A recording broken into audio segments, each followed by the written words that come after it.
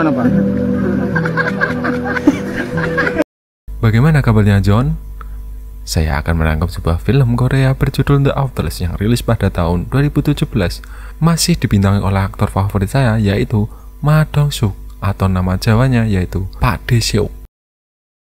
Dalam film ini, Pak Dae-seok berperan sebagai polisi yang sangat kuat yang harus menyelesaikan masalah dengan beberapa gangster yang cukup brutal. Penasaran? Langsung saja pasang headphone, simetriskan tubuh Anda agar enak rebahannya dan kencangkan tekad kalian.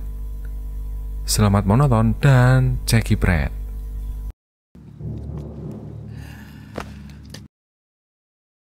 Berlatar belakang di sebuah kota yang sering terjadi tindak kriminal akibat kekerasan yang dilakukan oleh dua kelompok gangster. Kisah akan berfokus pada seorang polisi bertubuh padat besar, siapa lagi kalau bukan Pak Dae-seok, di mana dia dengan mudah melerai pertengkaran dua orang yang sedang memegang pisau dan pergi begitu saja tanpa rasa takut sedikit pun, seolah-olah tidak terjadi apa-apa sepertinya.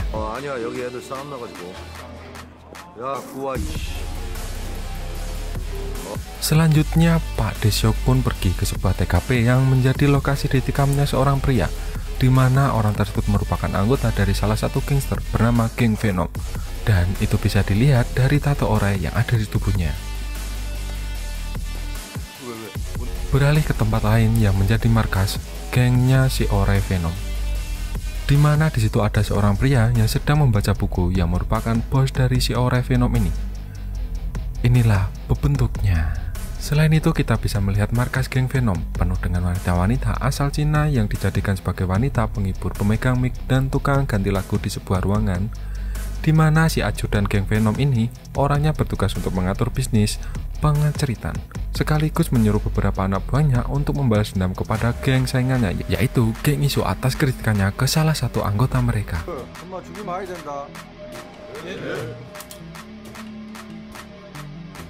Saat akan berangkat untuk membalas dendam, muncullah Pak Dae-seok bersama kedua rekan polisinya, yang mana Pak Dae-seok menyuruh mereka untuk kembali. Di situ ada salah satu anggota geng Venom yang terlihat meremehkan kata-katanya. Kemudian Pak Dae-seok menamparnya hingga dia tak sadarkan diri.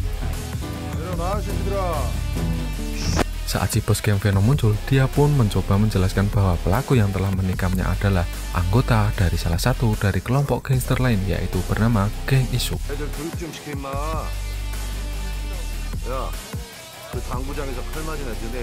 Geng Isu sendiri mengendalikan sebuah tempat perjudian, di mana saat Pak Dae-seok tiba di sana, ada seorang pria yang cukup mencurigakan, dan saat dia lari ke sebuah ruangan, di situ sudah ada beberapa anggota dari kelompok Geng Isu. Tetapi dengan tubuh besarnya, Pak Dae-seok pun dengan begitu mudahnya membanting mereka dan tetap fokus untuk mengejar pelaku penikaman tersebut.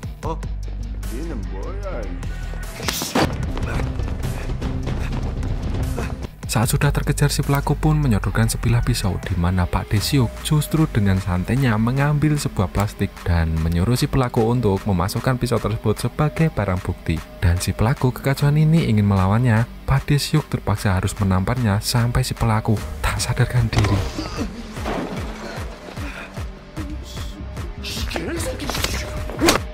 Adegan pun berlari ketika orang asal Cina yang baru saja tiba di Korea, dipimpin oleh seorang pria kalem bernama Jong Chen. Ini bentuknya, di mana Jong Chen dan dua temannya terlihat berhenti di sebuah tempat sepi untuk kemudian mengeluarkan seorang pria yang wajahnya sudah babak belur.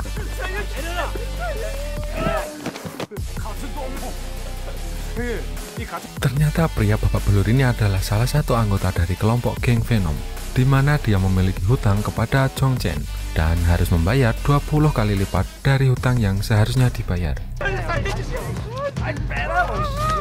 Entah siapa mereka bertiga, namun sekilas kita bisa menyimpulkan bahwa Jong Chen dan kedua temannya bukanlah anggota dari kelompok gangster manapun, tetapi memiliki tujuan untuk menguasai seluruh gangster yang ada di kota tersebut. Dan jika dilihat dari tatapan mereka serta perilakunya, mereka bertiga sangat-sangatlah sadis dan tak segan-segan untuk membunuh siapapun. Dengan sebuah palu, Jong Chen pun menyuruh kedua rekannya untuk membalut tangan kiri si pria sebagai sebuah peringatan untuk jangan pernah macam-macam pada mereka bertiga.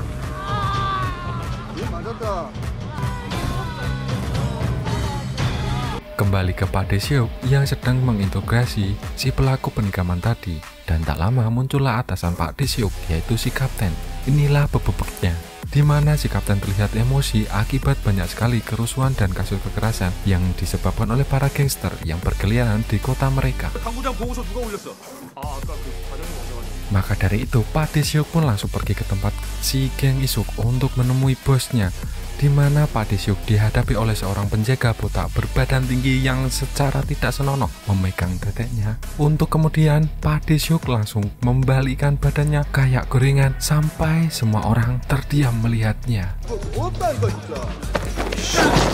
Dan pria botak ini adalah bos dari geng Isuk, di mana dia tak bisa berbuat banyak ketika Pak Dae-seok meremas kantong menyannya dan meminta dia untuk berdamai dengan geng Venom.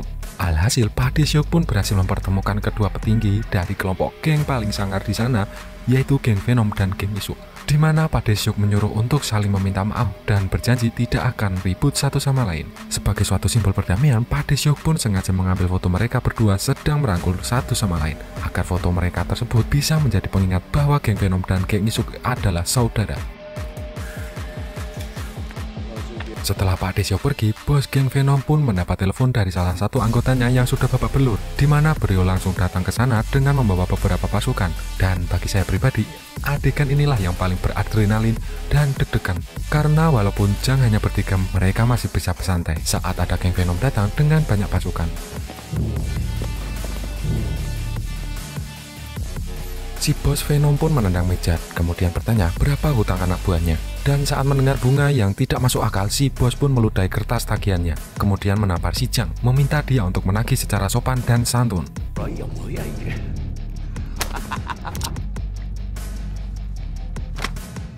Dan Anda akan dibuat terkejut sekaligus tak percaya apa yang akan dilakukannya, di mana Jang tanpa banyak bicara langsung menusuk leher si bos Venom, disusul dengan rentetan penikaman oleh kedua rekannya, hingga si bos Venom tersebut tewas saat itu juga.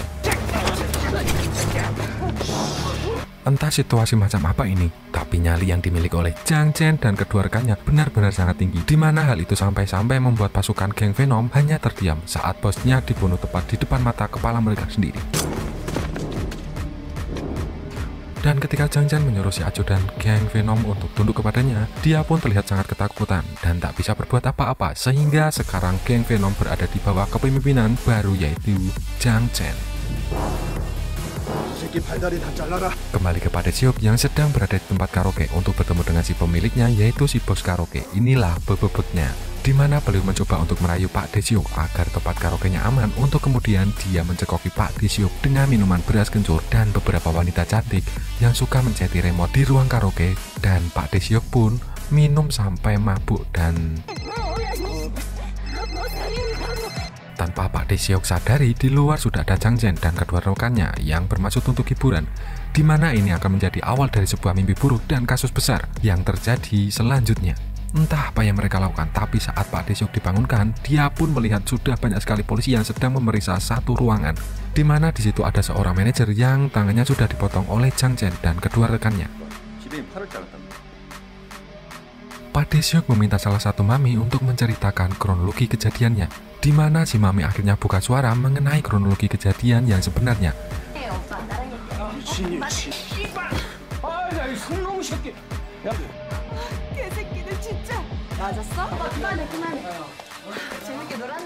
Saat sang manajer datang, dia pun menghantam kepala salah satu rekan Jang Chen, yaitu si botak. Ini bentuknya, di mana dia berniat untuk balas memukul dengan sebuah asbak kaca, tetapi Jang Chen melarang si botak untuk melakukan hal tersebut.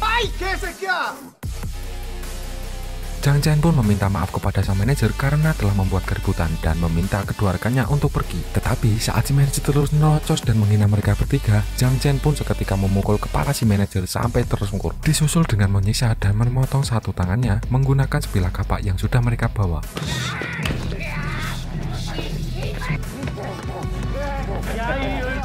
Si mami pun mengatakan bahwa dia belum pernah melihat mereka bertiga sebelumnya, dan jika dilihat dari tindakan brutalnya, bisa dipastikan mereka adalah seorang yang sangat amat kejam. Si bos karaoke pun mengatakan bahwa dia akan menyelesaikan masalah ini dengan mengerahkan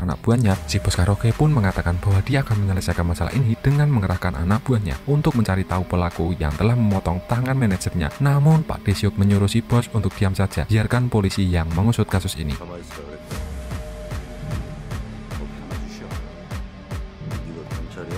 Si Jang sendiri terlihat sedang bersama si ajudan geng Venom, di mana si Jang meminta si ajudan untuk mengatakan siapa lagi orang yang berkuasa di kota tersebut, dan si ajudan mengatakan bahwa ada kelompok lain yang menguasai tempat perjudian, yaitu geng Isuk.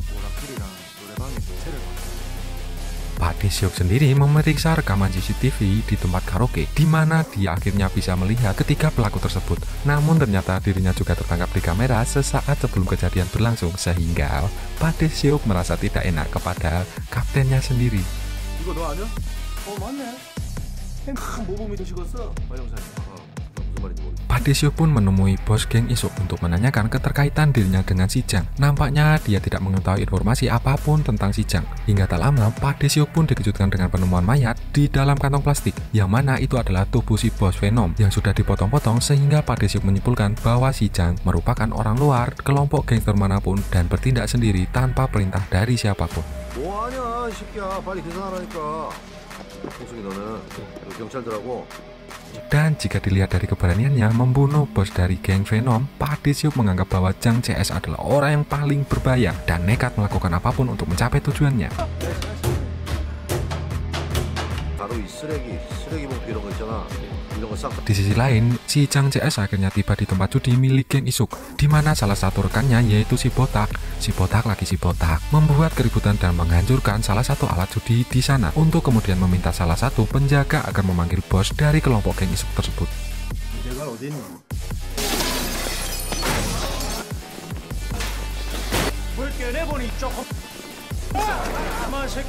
Tak berselang lama muncullah bos geng Isuk yang datang bersama beberapa pasukan, lalu diminta untuk masuk sendirian dan bertemu dengan bos barunya dari geng Venom.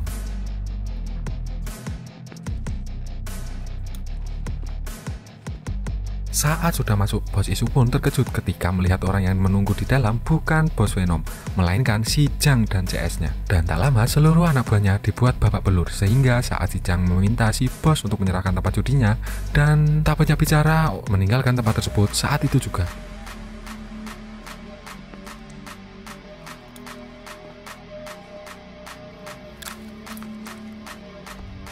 Dari situ si Jang CS pun semakin bertindak brutal, di mana dia berhasil menguasai kota dengan satu persatu mendatangi tempat hiburan di sana dan berhasil meraup uang yang cukup banyak dengan modal hanya dengan nyali besar dan sebilah pisau untuk menusuk siapapun yang menghalangi jalan mereka. Hal itu pun semakin membuat si ajudan Venom khawatir, karena sepanjang dia bergabung dengan kelompok geng Venom selama ini, dia belum pernah melihat orang yang sebrutal itu dan sesadis itu, meski mendapat bagian dari si Jang. Dan si ajudan pun terlihat cukup tertekan karena memang dia terpaksa ikut mereka, karena takut jika dia dibunuh seperti bos Venom yang sudah tewas tadi.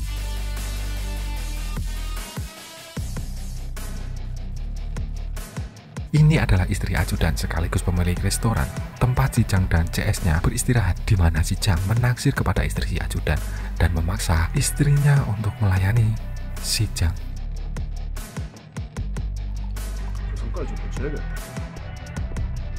Tanpa mereka berdua sadari, si ajudan ternyata mengetahui hal tersebut tanpa bisa berbuat apa-apa, sehingga dari itu si ajudan diam-diam merencanakan untuk membunuh si Jang ketika waktunya sudah tepat. Singkat cerita, Pak Dae-seok pun terlihat sedang makan bersama ketiga anak buahnya, di mana di situ sedang kebetulan ada si Jang dan CS-nya sedang makan juga. Hingga saat Pak Dae-seok bertatapan langsung dengan si Jang, disitulah dia yakin bahwa mereka lah pelakunya. Untuk kemudian Pak Dae-seok menyuruh salah satu polisi junior untuk pergi ke dapur, tetapi saat sudah masuk dia pun disiram air panas, sehingga terjadi sebuah keributan yang membuat mereka bertiga berhasil lolos.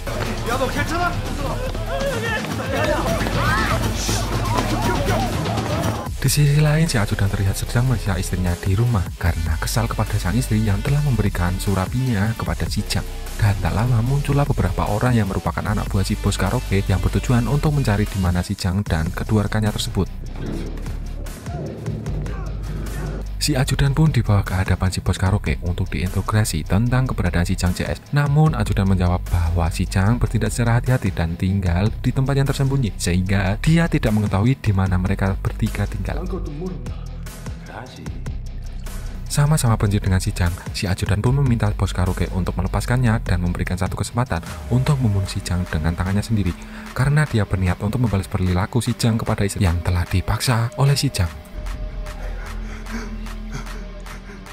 얘는 혼자 살겠다고 그러면 쓰겠냐? 우리도 Singkat cerita, esok pun tiba. Akibat kejadian semalam, si polisi junior pun harus mendapat perawatan di rumah sakit dan Pak Desiok meminta dia untuk istirahat selama beberapa hari sampai bisa pulih seperti biasa. 밥 먹고 일하다 보니까 요새 누가 봐도 말도 Saat malam hari, Pak Desiok pun terlihat makan sendiri tanpa ditemani anak buahnya, di mana di situ ada seorang anak kecil yang bekerja sebagai pelayan dan saat itu melihat luka di siku Pak Desiok, dia pun dengan baik hati mau mengoleskan salep lama-lapan yang membuat Pak Desiok simpati dan terenyuh hatinya. Beralih ke tempat judi yang sekarang sudah dikuasai oleh si Jang CS, di mana ada beberapa orang yang sedang menghitung pendapatan harian. Tiba-tiba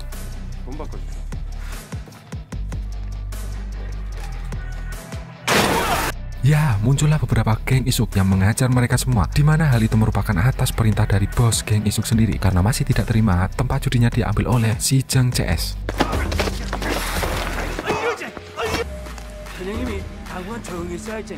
Tak hanya itu, geng isuk yang dipimpin si bos langsung berhasil menangkap kedua rekan si Jang, yaitu si Pelonton dan si Botak, di mana perkelahian pecah.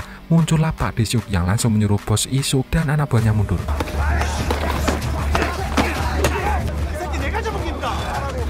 개새끼야. 나 놀러 가.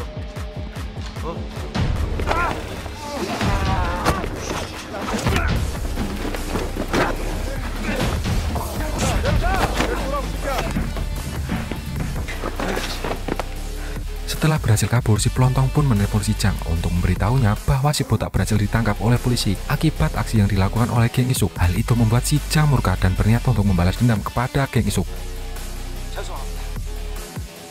Kembali ke Pak Desiok yang terlihat sedang mengintegrasi si Botak agar memberitahu informasi tentang si Jang dan asal-usul mereka. Namun dengan kepala botak dan mental keras yang dimilikinya, Pak Desiok tetap tidak bisa mendapatkan informasi apapun meski dia sudah menyiksa si Botak beberapa kali. 알았어. 알았어. 야. 죽였을까? 가만 좀 있어 좀. 야, 이 쌍 개새끼야. 야, 이 멧돼지 같은. Singkat cerita, esok pun tiba saat si bos geng isu sedang mengadakan acara hajatan untuk merayakan pernikahan yang ke-24. Kali ini tiba-tiba muncul si Jang dan si Pelontong yang membuat kericuan di acara tersebut, yang mana si Jang nekat datang tanpa pasukan dan membunuh si bos tersebut.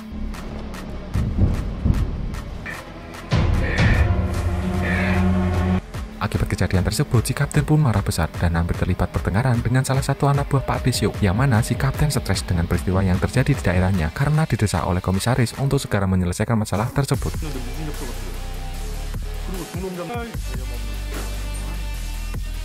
Saat bertemu dengan Pak Komisaris, beliau pun berniat untuk memindahkan kasus ini ke unit lain. Namun dengan percaya diri dan sedikit mengada-ngada, Pak Desiok mengatakan bahwa dia akan menyelesaikan masalah ini dalam waktu kurang dari 2 minggu. Di mana dia mengaku bisa menangkap sekitar 20-30 orang dan menjadikannya nama Pak Komisaris semakin naik daun. 이번 사건 담당인 강력반 전일반 반장 25명. 예, 25명. 최소 25명. Beralih ke si Jang yang sedang mendapat pekerjaan baru dari seorang bos kaya raya, di mana dia disewa untuk membunuh si bos karaoke dan dia akan dibayar mahal untuk pekerjaan tersebut. Saat sedang makan siang bersama, si Jang pun meminta harga yang sangat tinggi untuk jasanya. Dan ketika si bos tidak terima dengan hal itu, si Jang pun bernyali besar menendang si bos sampai terjungkal, yang akhirnya membuat si Jang mendapatkan harga yang dia inginkan.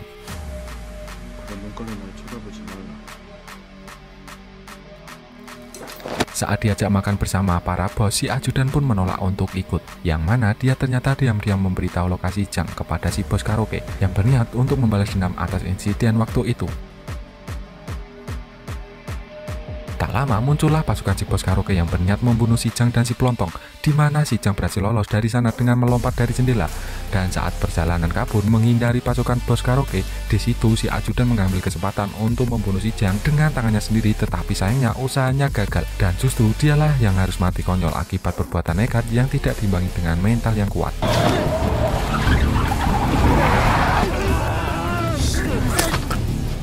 Mengetahui bahwa si bos karaoke telah membuat keributan, Pak Desiok pun datang ke tempat karaoke miliknya untuk menemui si bos karaoke, yang mana dia sempat dihadang oleh orang yang berdada besar yang memiliki tubuh tinggi. Namun dengan satu pukulan biasa yang dilayangkannya, si penjaga itu pun langsung tak sadarkan diri.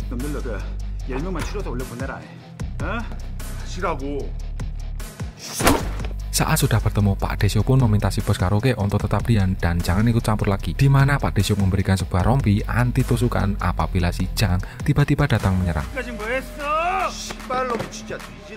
Untuk mempercepat proses pencarian si Jang, Pak De pun mendatangi warga untuk meminta kerjasama mereka untuk merekam aktivitas kekerasan yang terjadi, di mana si anak kecil yang sempat mengobati lukanya ikut berbicara dan memberikan motivasi bahwasanya jika mereka semua hanya diam saja, maka tidak kriminal tidak akan bisa berhenti selamanya.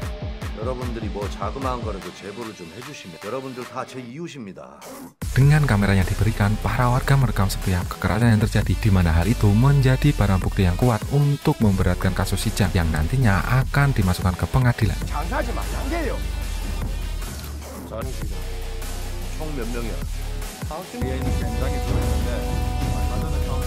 Masalah pun timbul ketika si kapten menyerahkan si botak kepada kepolisian Cina, di mana Pak De Xiong mencoba untuk membujuk si botak untuk memberitahu lokasi si Jang bersembunyi. Namun si botak memilih untuk dibawa oleh kedua polisi Cina tersebut.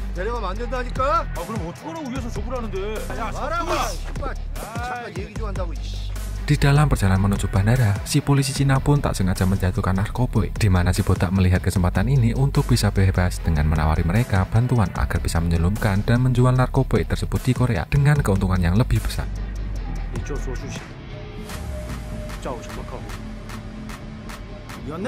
Alhasil dua polisi Cina pun membebaskan si botak dan memberikannya sebuah nomor telepon agar si botak bisa langsung menelpon jika mereka sudah siap. Ternyata semua itu hanyalah sebuah jebakan yang dibuat oleh Pak De Xiong, di mana kedua polisi Cina itu ternyata intel yang sudah menyamar, sehingga saat nanti si botak melakukan panggilan, Pak De Xiong dan pasukan bisa langsung menggerebek si Jang dan rekannya yang lain.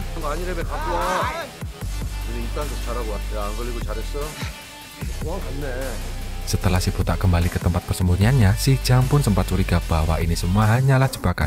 Untuk kemudian mereka terlihat ketegangan ketika si Jang meminta sebuah kapak kepada si pelontong. Namun saat si botak menunjukkan contoh dari narkoboynya, si Jang pun tersenyum dan percaya. Tak butuh waktu lama setelah si Jang bersedia bertemu dengan kedua polisi Cina palsu tersebut itu, si botak pun bertanya kapan dan di mana si Jang harus datang. Dan setelah diberitahu lokasinya, Pak De Xiong pun segera mengerahkan pasukannya untuk siap-siap melakukan penyergapan.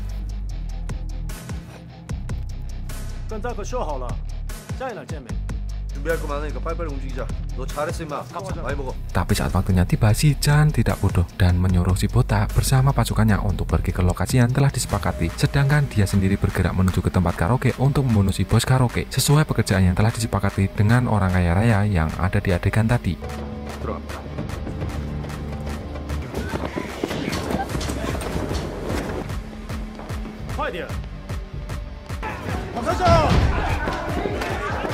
Di saat bersama Pak De Xiong pun berhasil menangkap kembali si botak bersama pasukannya, dan di sisi lain terjadi keributan yang sama ketika si Jang mencoba membunuh si bos karaoke. Namun dengan anti peluru yang diberikan Pak De Xiong, si bos karaoke berhasil kabur dari tempat tersebut.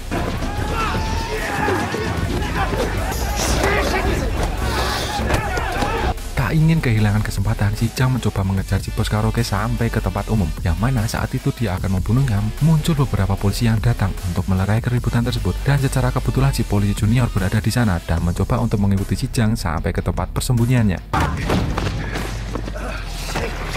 Tak lama setelah si botak dan pasukannya berhasil diamankan, Pak De Xiong pun mendapat telepon dari polisi junior tentang lokasi tempat persembunyian si Jang.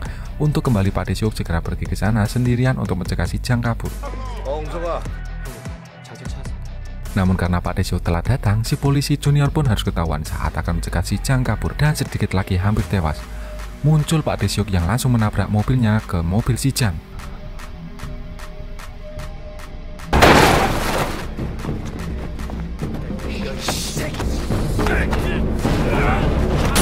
Meski si pelontong berhasil ditangkap, si Jang sendiri berhasil lolos, di mana ia memutuskan untuk istirahat di sebuah restoran yang mana itu merupakan tempat si kerja anak kecil yang sempat mengobati Pak De Xiong tempo hari. Si Jang pun menggunakan telepon restoran untuk menghubungi bos kaya raya untuk memberitahunya bahwa tugasnya membunuh si bos karaoke sudah selesai, di mana si Jang meminta memberikan uang sesuai janji agar dirinya bisa cepat pulang ke Cina dan segera pergi meninggalkan kota tersebut.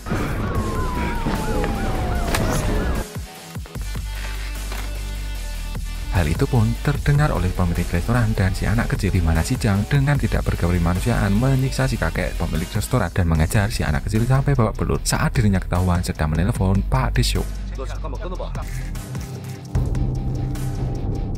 Sampai di restoran, Pak De Xiong pun dibuat emosi ketika melihat anak kecil yang pernah menolongnya sudah babak belur. Pak De Xiong semakin naik pitam dan bergairah untuk mengejar si Jang dengan tangannya sendiri.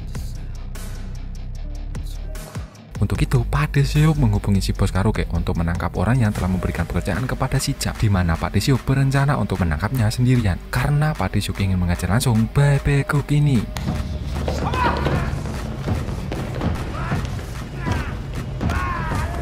Setelah si bos karaoke menangkap orang yang telah memberikan pekerjaan kepada si Jang, dia pun meminta untuk berpura-pura mengantar si Jang ke bandara dan memberikan uangnya sesuai perjanjian, di mana hal itu sempat membuat si Jang curiga. Tapi karena dia tidak punya pilihan lain, ia pun meminta uang tersebut dalam bentuk deposito.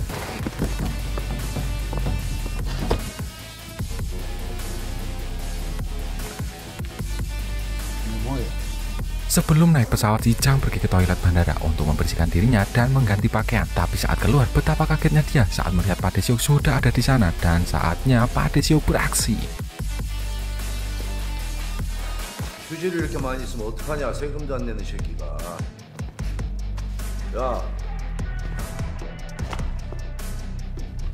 Setelah meletakkan rekening dan tiket penerbangannya, si Jang dengan percaya diri menyerang Pak Dae-seok, di mana mereka terlihat final battle yang membuat fasilitas toilet bandara hancur lebur dibuatnya.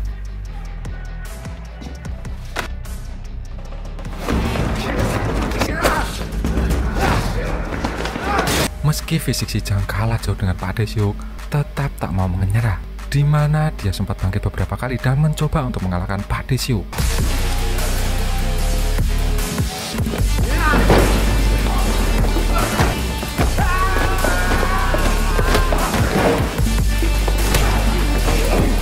Saat akan menyerang dengan pecahan kaca, Pak Dae-seok pun berhasil menghindar dan justru berhasil mematahkan satu lengan si Jang.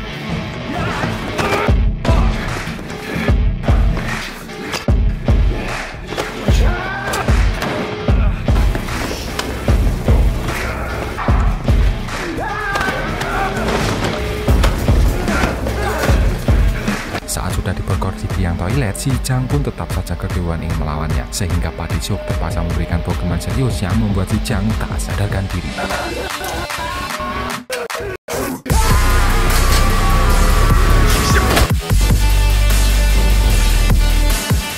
Setelah semuanya berakhir dan semua gangster berhasil ditangkap, si kapten pun mendapat pamor atas keberhasilan unitnya menangkap sekitar 30 anggota gangster. Sedangkan Pak Dae-seok sendiri sedang menikmati kawasannya yang sekarang sudah damai dan diakhiri dengan senyuman yang tidak pernah dia tunjukkan selama film ini. Tamat. Ending yang cukup memuaskan. Secara keseluruhan filmnya sangat beradrenalin dan sangat gimana ya John ya? Ya udah John, let John mau beli sebelah congkok dulu. Dan jangan bosan-bosan ya dengerin Legend. Akhir kata untuk menghemat kuota, sampai jumpa lagi di video selanjutnya.